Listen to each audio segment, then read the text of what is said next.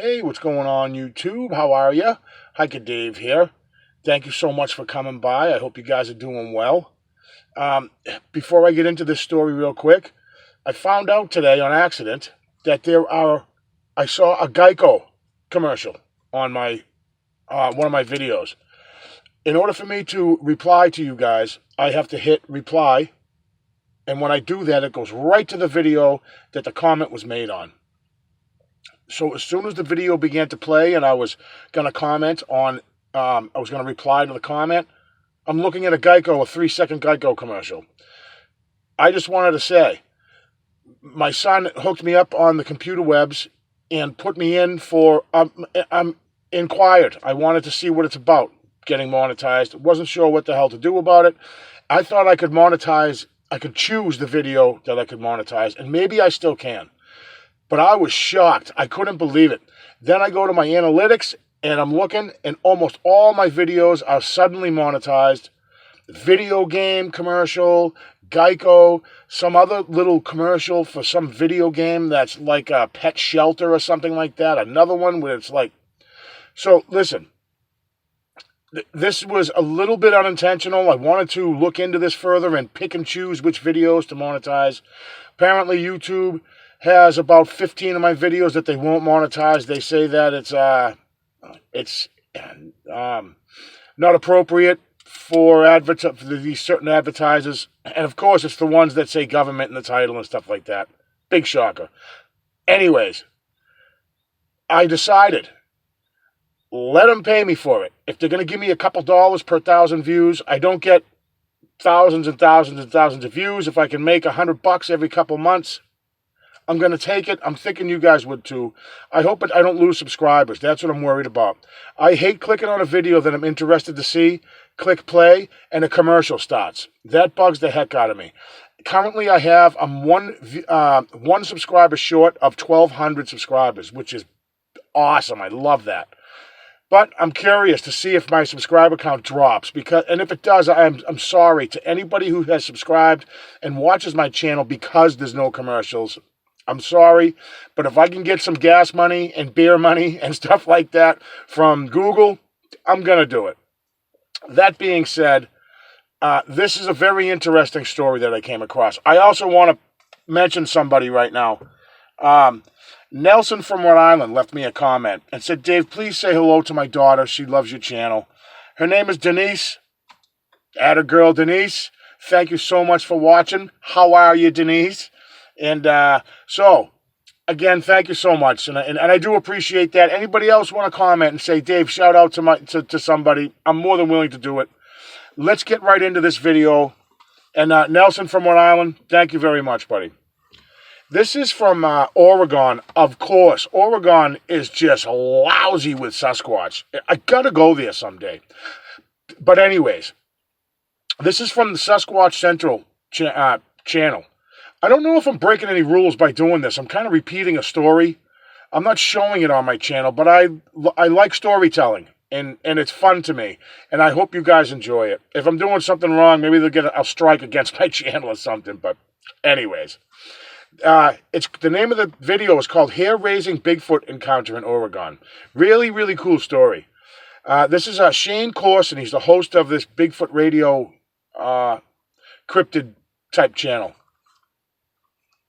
And he talks to this guy, Steve, and here's his story. Late summer, he's at the east end of Pauline Lake. And they're at a campsite. It's about a 6,000-foot altitude. And there's 3 people. It's this guy, Steve, and then his buddy and his wife. And I believe they're in a trailer. This guy, Steve's got a boat. He has it anchored way offshore. But a lot of people have like aluminum boats, and they pull them right up to shore. So his boat's anchored on the water. They stayed up late. The campground area is flat, and it's right into the wind. So the water produces waves on this side of the lake, and it erodes the bank line into like a cliff, 5 to 10 foot cliff. And you could picture what this guy Steve is talking about, that it's just a big drop off. So it drops off about 5 to 10 feet. This night was fully clear, full moon. If you guys have camped, hiked, I know that kind of night very well. You almost don't need a flashlight to get around. There was a bear in camp earlier. This guy Steve mentions that the bear did not give two craps that there were people around. The thing was just moseying around. And as the night goes on, everybody heads to bed, and Steve is like, this guy Steve says, I'm going to check the boat. So he goes to check the boat and make sure everything's all right, that the boat is still anchored where he left it and everything. So he sees that it's fine, and he turns to head back to camp. And something caught his eye out of his left peripheral visions. And there was this, something caught his eye by an aluminum boat that was dragged up to the bank. And there's a flat rock, and that people that had left that boat there, that little aluminum boat, were kind of using that, he noticed earlier in the day, to step onto this flat rock. And then that way, and then step right into the boat. And you're not getting water into the boat. You're not stepping into the water, then drudging water into the boat, is how I kind of took this. On this rock, there was a person, all dressed in black, it seemed. He had his left hand on the boat with his right digging inside the boat. And he thought, I'm not the only one awake, and, somebody's up and about. And it's about 15 feet away, he said, and a little to his left. And he was about to turn back, and this figure looked up at him, straight at him, and then looked down to his hand on the boat and began to creep backwards. And he started to crouch down on the shoreline, looking around left to right, real shady and suspicious looking, right? Like something nefarious was going on here, right? So he says, that's weird. Maybe there's a thief or something like that. Because you could travel the shoreline and no one would see you, because you're way down along that eroded bank line area, and you could just go from boat to boat, these aluminum boats that were pulled up to shore, and just rifle through them, looking for beers and such and junk, right? So he says, hey, what you doing, right? So it stood up, and it looked down towards the shoreline to the south, towards Newberry Peak. Then he turned and looked right at him again. And at this point, it's directly in the moonlight now. It had kind of stood up from its crouching position, and Steve could see it clearly. It was about 6 feet tall, not huge, not massive shoulders. It didn't have like the long arms. It did have a cone-shaped head, and its eyes were blinking. He could see it clearly in the moonlight. And it stood there motionless, no hair on its forehead or cheeks. And he mentions, too, he could kind of see the grease in the moonlight on the forehead, and he could see that there was no hair on the cheeks or forehead. Its eyes were set back, inset. No ears that he could see, where, unlike a bear stands up on its hind legs, a bear's ears stick right out. Easy to see. He said it looked really like a human face, but really dark. Really, really dark. The body was covered in hair and glistened in the moonlight. It was shiny. And again, it wasn't this huge, massive person. He still kind of thought it was a person.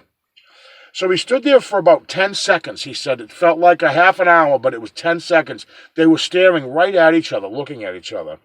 And then it looked to the south again and started moving away. As it stepped away and took 1 step, 2 steps, it started to crouch towards the ground. Then 3 steps, 4 steps. Finally, it was on all fours, and it was running away from him. Right as it hit the ground and started to run, he could hear it aggressively breathing and snorting, and almost in an aggressive manner, right? It was also cupping its hands as it grabbed at the ground, as it took off, kicking up sand and rocks and large rocks, smaller rocks. And you could hear the rocks and the sand hitting the boat and the water. All these, you know that sound, you pick up a handful of dirt and throw it in the water. You can hear that spray. It raised up onto like 3 or 4 big rocks as it ran to the south. And there was a tree that hung down over the rocks. And he said it raised up its left hand, grabbed the tree, hopped over the tree effortlessly, and it ran out to the south it reached a beach area where there was no erosion. So it was a flat area and then kind of came up. And I'm thinking it's kind of an area where you kind of would dock or pull down to put your boat in the water, or with your family and stuff like that, and sit there and just kind of chill out on the beach. He said it was fast as all get out. This thing was kicking. He said, he mentioned if he was to have followed it or chased it, he would have been getting hit in the face with debris. And I kind of equate it to like a dirt bike when you hit it and sit there and let that rooster tail rip out. That's kind of what he was describing. In the moonlight, he started to see details of the hair as it glistened in the moonlight. It stood up way down by the beach area, and it stood up, turned towards the woods, and walked off like nothing had ever happened. Now, this guy, Steve, took off to where he was camped, grabbed a mag light, and took chase, and was chasing this thing. By the time he got back out there, this thing had turned, it was already at a tree line, way up, and he went walking up and was looking for it, right? And he tells this guy on the radio, he started to think twice because of how dark. Once he was going to reach that tree line, the moonlight did not penetrate that forested area.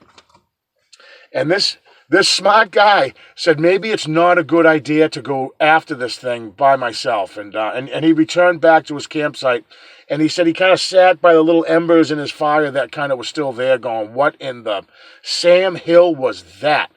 That's an eyewitness account that I kind of believe. He said no big long arms. It was not massive, huge, barrel-chested. Perhaps, maybe, I think a juvenile, maybe 6 feet tall. But he said it was covered in hair. It was dark. Really cool story, you guys. I like this one. This was referred to me by a commenter, and I can't find your comment.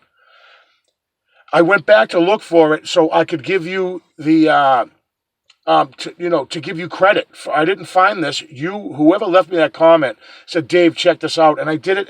And without writing down your YouTube name, I'm wicked sorry. Please leave in the comment who you were that left that, so I can give you credit where credit is due. Awesome story. I love these stories. I got about 40 minutes of sunlight left. I had a nice day at work. Nice day. Got a lot done. Came home. It was just a really decent day for me, and I'm happy. I'm going to go for a hike.